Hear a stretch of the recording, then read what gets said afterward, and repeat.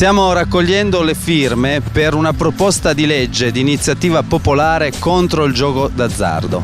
Il gioco d'azzardo sta massacrando la povera gente che si illude di poter vincere dei soldi in questo modo per poter arrivare a fine mese, perché il problema del gioco d'azzardo è soprattutto per quelle persone che non hanno dal punto di vista economico la capacità di poter arrivare alla fine del mese con i soldi che guadagnano. Quindi non è un problema dei ricchi, è un problema dei poveri, cioè di quelli che già hanno quasi più nulla in quest'Italia, si trovano anche colpiti da questo problema enorme che si chiama ludopatia, di cui sono malati 800.000 persone, e è previsto che solo in quest'anno possano diventare addirittura 3 milioni i malati di ludopatia.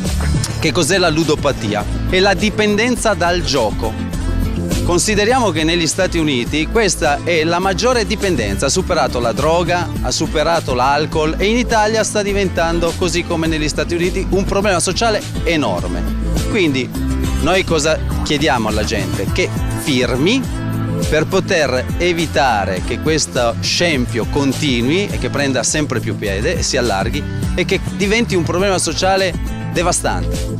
Consideriamo che c'è della gente che si ammazza perché giocando perde tutto e non ha più la possibilità di rifarsi nella vita. Questo è un problema davvero enorme.